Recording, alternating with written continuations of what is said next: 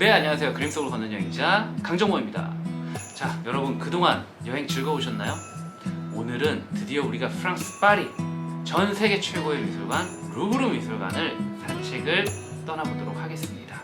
루브르 미술관은 소장하고 있는 작품만 38만여 점, 그리고 전시하고 있는 작품만 3만 5천여 점이 넘는 명실공히 세계 최대의 박물관 중에 하나인데요.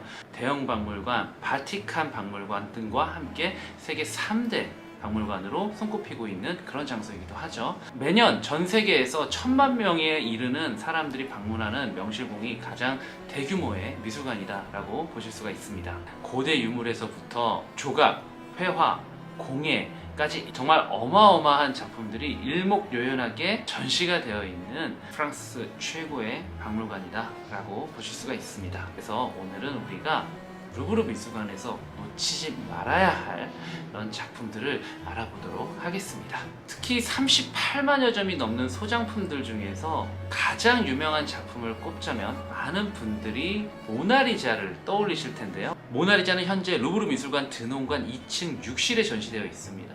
워낙 유명한 작품이다 보니까 보시는 것처럼 전시실은 늘 수많은 관람객들로 인산인해를 이루고 있죠. 사람들은 자신들의 목표인 모나리자만 확인했다 하면 이 비좁은 공간을 어떻게든 벗어나려고 하죠. 사실 이 전시실 안에는 모나리자뿐만 아니라 놓치지 말아야 할 정말 보석 같은 작품들이 가득한 그런 장소입니다. 상대적으로 주목받지 못하는 이 작품들은 르네상스 시기에는 레오나르도 다빈치만큼 뿐만 아니라 신과 같은 자라 불렸었던 미켈란젤로만큼 인정받고 존경받았었던 예술가들의 작품이죠. 바로 베네치아 출신의 예술가들의 작품들이 같이 모나리자와 함께 소장이 되어 있습니다. 15세기, 16세기 해양의 도시 베네치아는 티치아노, 틴토레토, 베로네세, 로토, 조르조네와 같은 거장들을 배출한 그런 도시이기도 합니다. 사실 피렌체와 로마가 지나칠 정도로 완벽한 이상미에 그리고 형태적인 것에 집착을 했었다면 베네치아 화가들은 아드리아해에 반사되는 빛을 통해 그리고 무역으로 얻어진 새로운 안료들을 통해 더욱 화려한 색채를 만들 수 있었고 색채에 집중한 정말 또 다른 차원의 예술들을 만들어내었었습니다. 특히 모나리자를 마주하고 있는 베로네스의 가나의 혼인잔치 같은 경우 그 규모가 루브르에서 가장 커서 사실 더욱 안쓰럽게만 느껴집니다. 모나리자 때문에 상대적으로 조명받지 못하는 이 작품들을 루브르에서 가장 슬픈 그림들이라고 부르는데요. 오늘 우리는 루브르 미술관에서 이 루브르에서 가장 슬픈 그림들을 한번 감상해 보도록 하겠습니다. 자, 그러면 드논관 2층 6실로 한번 들어가 보시도록 하시죠. 드논관 2층 6실에 들어가시면 가장 먼저 티치아노의 그리스도의 매장과 전원의 합주라는 작품을 만나실 수가 있는데요. 이 그림들은 16세기 당대 최고의 화가였었던 회화의 군주라 불렸었던 티치아노의 작품입니다. 티치아노는 특히 색채로 유명한 화가였었는데요. 당시 그의 명성은 레오나르도 다빈치 못지 않았었던 그런 화가였었다라고 보시면 되겠습니다. 전원의 합주 같은 경우 인상주의 화가였었던 마네의 풀바디의 점심에 큰 영향을 미치기도 했었던 작품이기도 하죠. 윤곽선이 흐릿하고 미묘한 특유의 명암법, 스푸마토 기법에 의해서 더욱더 그림이 신비롭게 만들어주고 있습니다. 자, 그리고 로렌초 로토의 가늠한 여인도 우리가 그냥 지나칠 수 없겠죠. 이 작품은 요한복음에 등장하는 일화로 사람들이 율법을 내세워 가늠한 여인을 끌고 와 돌로 쳐야 한다며 예수께 묻자 죄 없는 자가 먼저 돌로 쳐라 라고 말해 군중들로 하여금 자신을 다시 한번 되돌아보게 하고 여인마저 정죄치 않고 돌려보냈다라고 하는 성경의 말씀에 기반한 작품입니다. 로토의 경우 당시나 지금이나 다른 화가들의 인기에 가려진 편이지만 베네치아와 타 지방의 풍조를 잘 조화시켜서 자신만의 스타일로 새롭게 연출하기를 잘했었던 화가로 알려져 있는데요. 가늠한 여인은 그 중에서도 이 로토의 가장 대표적인 작품이라고 보실 수 있죠. 이 베네치아에서 특히 찾기 힘든 인색조의 빛의 표현과 등장인물들의 다채로운 표정, 그리고 손동작을 통한 미묘한 심리적 변화 등이 매우 잘 표현된 작품입니다. 이 외에도 강렬한 명암 대비, 음산한 느낌의 불빛, 불안정한 색조와 구도로 드라마틱한 연출을 돋보이게 하는 틴토레토에 목욕하는 수잔나도 당대에 내노라 하는 작품들을 뛰어넘는 아주 획기적인 작품이었었다라고 할 수 있습니다.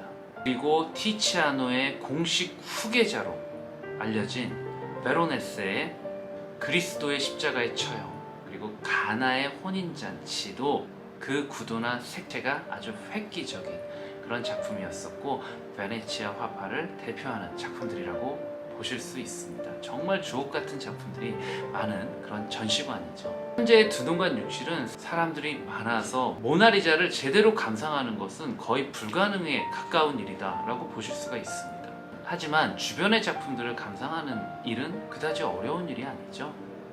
뿐만 아니라 약간의 발품을 팔 의지만 있다면 그다지 멀지 않은 곳에 서양 미술사 역사상 가장 위대한 화가라고 불리웠었던 렘브란트나 또는 바로크의 거장이었었던 까라파조의 작품도 만나실 수가 있습니다. 자, 그리고 오늘 마지막으로 제가 여러분들에게 꼭 소개시켜 드리고 싶은 작품이 있는데요, 바로 조르주 들라투르의 목수 성요셉입니다.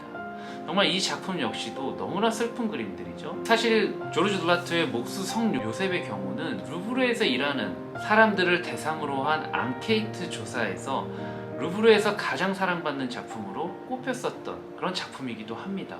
그리고 모나리자관에서 살짝 떨어져 있어서 상대적으로 훨씬 더 쾌적하게 관람할 수 있는 그런 장점이 있는 그런 작품입니다. 17세기 회화임에도 촛불이 타는 것을 가만히 바라보면 주변의 공기도 함께 빨려 들어가는 듯한 느낌이 드는 정말 공감각적인 표현이 대단한 작품이죠. 그 안의 이야기나 구성적인 측면이나 화가의 테크닉까지 그 어느 하나도 흠잡을 데 없는 정말 완벽한 작품 중에 하나라고 보실 수가 있습니다. 그림을 보시면 목수 성 요셉이 등장을 하고 그 옆에는 어린 예수가 촛불을 들고 있는 모습을 보실 수가 있습니다. 그 어린 예수의 고난을 짐작하고 있는지 양아버지 요셉의 눈에는 눈물이 가득하죠. 하지만 아이의 얼굴을 보시면 전혀 개의치 않는 얼굴입니다. 아버지, 전 괜찮아요. 아버지, 어서 하시던 일을 마저 하십시오 라는 그런 얼굴이죠. 하지만 어린아이라는 것을 강조하듯 아이의 촛불을 지키고 있는 손은 손톱에 때가 끼어 있기도 합니다. 그리고 촛불 광원이 아이의 손을 통과하고 있는 그 투명한 느낌의 손의 표현은 정말 압도적인 표현이다 라고 말할 수밖에 없습니다. 나무를 다듬는 요셉의 행위는 아마도 예수의 죽음을 예비하고 있는 그런 일일 것입니다. 그 이유는 예수는 나무와 굉장히 밀접한 인물이기 때문이죠. 어느 날 또 다른 인간이 만든 그 나무 십자가에 매달려서 세상을 떠난 그런 운명을 지니고 태어난 존재이기 때문입니다. 요셉의 눈가에는 눈물이 맺혀있는 듯하죠. 하지만 그 옆에 어린 예수는 개의치 않습니다. 천진난만한 얼굴로 일하는 아버지를 촛불로 비춰주며 그저 그 일을 도와줄 뿐입니다. 그리고 마치 슬퍼하는 그의 양아버지에게 슬퍼하지 마시고 어서 일을 마치시라는 무언의 응원을 건네고 있는 듯한 그런 모습이죠. 어둠 속에서 피어나는 희미한 촛불, 조르주 들라투르의 빛은 주인공들 뿐만 아니라 우리 안에 내적인 상태까지 평화와 고요함을 전달하고 있습니다. 사실 루브르 미술관을 사전 정보 없이 방문하는 관람객들에게 조르주 들라투르와 목수 성 요셉은 다소 생소한 이름이기도 합니다. 대부분은 별 의미 없이 그저 유명하다라는 이유로 비너스와 모나리자 정도만을 관람하고 미술관을 빠르게 떠나는 경우가 많죠. 하지만 루브르 미술관은 단순히 둘러보기만 하거나 남들이 유명하다고 하니까 한 번쯤 가보는 그런 장소가 아닌 전 세계에서 가장 훌륭한 박물관이자 인류를 대표하는 미술관이기도 합니다. 루브르에서는 일생에 루브르 아니면 마주칠 수 없는 그런 진귀하고 보석 같은 작품들로 가득합니다. 자, 그럼 다음 기회에 그런 보석 같은 작품들을 또 안내해 드리도록 하고 오늘은 여기서 인사드리도록 하겠습니다. 지금까지 그림 속을 걷는 여행자 강정모였습니다. 감사합니다.